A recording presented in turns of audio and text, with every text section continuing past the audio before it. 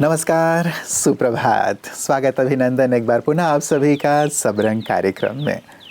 मित्रों, किसी ने एक बहुत सुंदर सा मैसेज भेजा था, विचार करने योग्य, और वो बात ये थी, मैसेज ये था कि अजीब दस्तूर बन गया है इस ज़माने का कि अच्छी यादें मोबाइल में रखते हैं और बुरी यादें अपने दिल में रखते हैं। विचार करने योग्य बात है मित्रों, और ये सत्य भी है कि हम मोबाइल में तो अच्छी अच्छी बातों को, अच्छी अच्छी यादों को सहेज कर रखते हैं, लेकिन दिल में बुरी यादें ही बनी रहती हैं, बसी रहती हैं, और उसी का हम चिंतन करते रहते हैं। और जैसा चिंतन होता है वैसा ही फिर हमारा वाणी, व्यवहार और जीवन होने लगता है।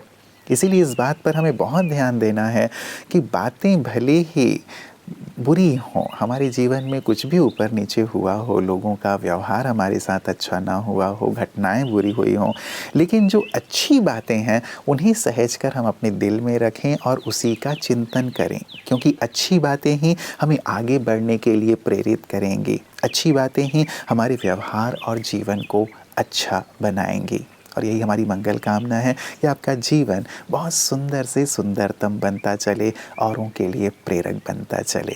और इसीलिए प्रतिदिन हम सुवाक्य भी आपके लिए लेकर आते हैं, ताकि शुरुआत बहुत ही सुंदर और शानदार विचार से हो।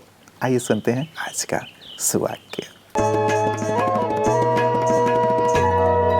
शब्द तो मुफ्त में मिलते हैं, उपयोग करने का तरीका उसे मूल्यवान बनाता है। कहते हैं, कम बोलिए, धीरे बोलिए, मीठा बोलिए।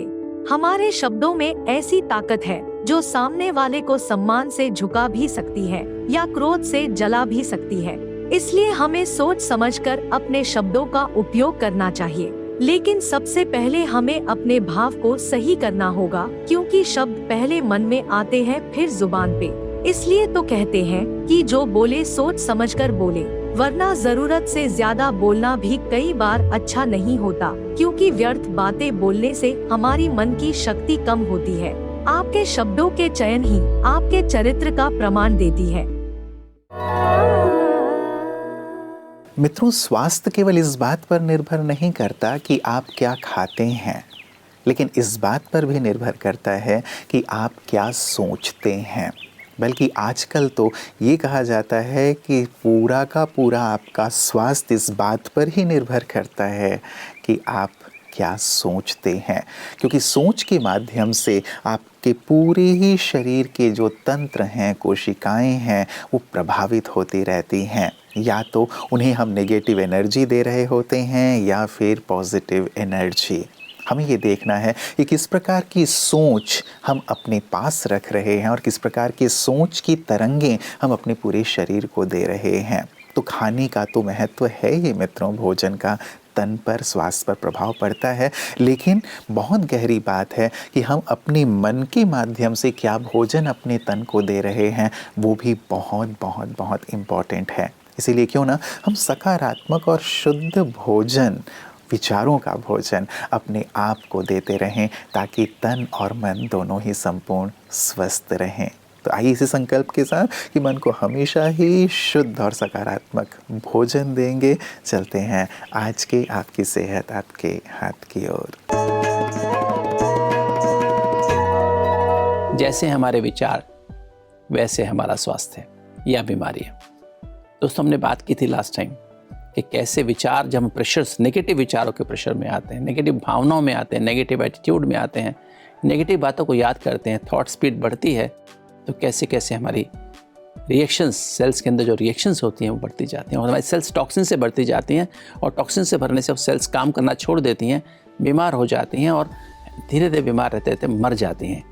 क्या होता है राजयोग मेडिटेशन से? क्यों क्या फ़ायदा होता है राजयोग? जब आप अपने को आत्मा समझ करके, मैं इस देह को चलाने वाली अति सूक्ष्म चैतन्य ज्योति बिंदु आत्मा, उस परम धाम निवासी अति सूक्ष्म परम सत्य, परम चैतन्य, परम ज्योति बिंदु, परम पावन, परम पिता परमात्मा शिव से जब कनेक्ट हो जाते हैं, उस पावर हाउस से आपकी बैटरी चार्ज होने लगती है, तो आपकी थॉट स्पीड कम होने लगती है, आपके लाइफ प्रेशर फ्री होने लगता है। जैसे नॉर्मली एक आदमी 15 बार एक मन में विचार आते हैं उसके 1 मिनट में, इसकी बजाय अगर आप मेडिटेशन करें तो जब थॉट स्पीड 15 पे पहुंचती है, 15 से 8 पर पहुंचती है, जब आप मेडिटेशन के द्वारा में जब जो हुआ अच्छा हुआ, उसको फुल स्टॉप लगा के अपने सत्य में टिके, परम सत्य परमात्मा से कनेक्ट होते हैं, तो थॉट से जब 8 हो जाती है उसको हम शांति कहते हैं। उसमें लगभग रिएक्शंस की संख्या 80,000 हो जाती है।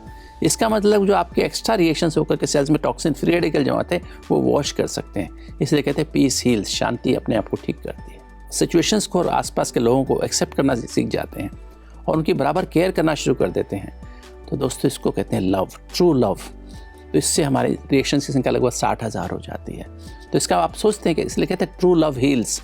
लगभग 40,000 जो आपके जो अंदर एक्स्ट्रा जो टॉक्सिन्स भरे हुए हैं हर सेल में, उनको आप वॉश कर सकते हैं।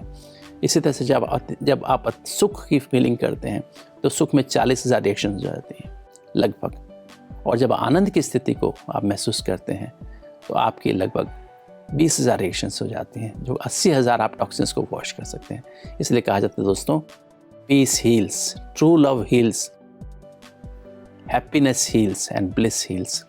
तो दोस्तों इसका एक ही तरीका है दोस्तों, वो है मेडिटेशन।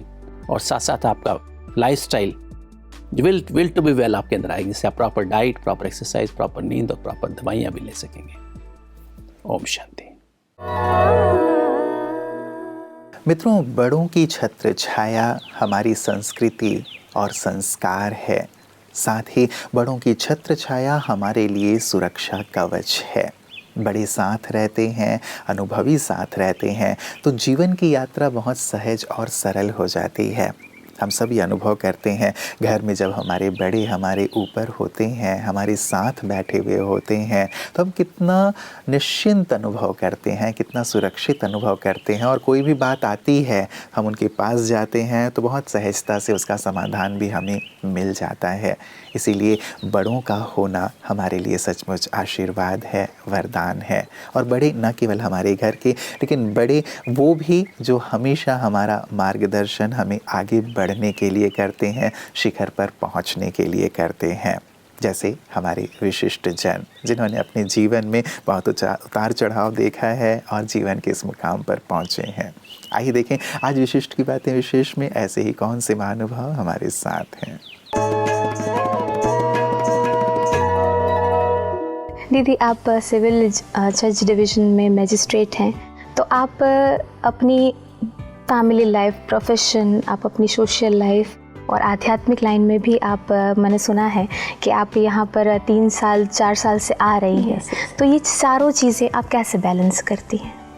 सिस्टर, सबसे बड़ी बात है कि आदमी खुद में जितना ही ज़्यादा कॉन्फिडेंस रखता है, उसका रिज़ल्ट उतना ही अच्छा आता है। और जहाँ तक मेरी बात है, मैं खुद की पर्सनल लाइफ के बारे में छोटी सी बात आपको बताना चाहती हूँ। ज़रूर। जब मैं सेकेंड ईयर में थी, इंटर में, तब मेरी शादी हो गई थी। उसके बाद मैंने BSc किया, LLB किया विदाउट एनी कोचिंग। मैंने जुडिशरी की प्रिपरेशन करी और फिर जुडिशरी में सिलेक्शन हो गया एज ए जज। और मेरी रैंक भी बहुत अच्छी थी जी। और जॉइंट फैमिली, 18 to 20 मेंबर्स, सबका ख्याल रखना, सबके लिए ज़्यादा से ज़्यादा कदम पे कदम मिला के सबके साथ चलना। क्योंकि मेरा मानना है कि सभी मुझसे इतने खुश रहते थे कि जब मेरी पोस्टिंग हुई, घर छोड़ के जाने लगी, तो घर का प्रत्येक सदस्य रुआसा हो गया कि अब ये घर से जा रही है, इसकी पोस्टिंग दूसरे जगह हो गई। तो कुछ चीज़ें ऐसी हैं सिस्टर कि मुझे लगता है कि आप अपनी मदद करते हैं तो ऊपर वाला भी आपकी मदद करता है। तो सारी सिचुएशंस को लेके, फैमिली सर्कमस्टांसेस को लेकर और एजुकेशन को लेकर मैं हमेशा बहुत पॉजिटिव रही।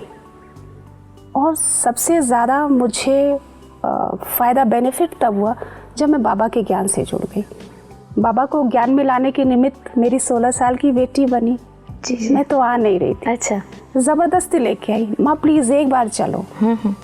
हमने कहा कहाँ ले चल रही हो बेटा? कहे माँ प्लीज़ चलो। तो हमने कहा ठीक है चलो चलते हैं। मैंने कुछ अपना परिचय नहीं दिया, मैं कौन हूँ, अपना परिचय खुद नहीं देना चाहती। समाज में 10 लोग जाने, 10 लोग पहचाने, मुझे लगता वो ज़्यादा बेहतर है। तो कई लोगों ने कहा कि जस्सा बा है। मैंने कुछ नहीं बताया बड़ी दीदी को। दीदी ने कहा कौन है? 3-4 दिन बाद पता चला, ढूंढते ढूंढते पता चला कि कविता मिश्रा है। जी जी। दूसरे दिन बाबा के कमरे में मैं गई, जिससे अंतर मन से जवाब आया कि मैं जिसे तलाश कर रही थी वो यही तो है। उसके बाद मेरी आंख से बहुत ज़्यादा आंसू गिरे, बहुत रोई। मेरी खुद समझ में नहीं आ रहा था मैं रो क्यों रही हूँ। ये प्यार के आंसू थे, डेफिनेटली। ऑब्वियसली प्यार के कई बार आंसू और मिलन के आंसू थे, जिससे मैंने कहा ना कि जिसकी मैं तलाश कर रही थी वो मुझे मिल गया। हाँ, ये खुशी जो है वो आंखों से ही बयां हो जाती है। हाँ। मित्रों, कहते हैं जिंदगी ऐसी ना जियो जो सबको पसंद आए, बल्कि ऐसी जियो जो रब को पसंद आए।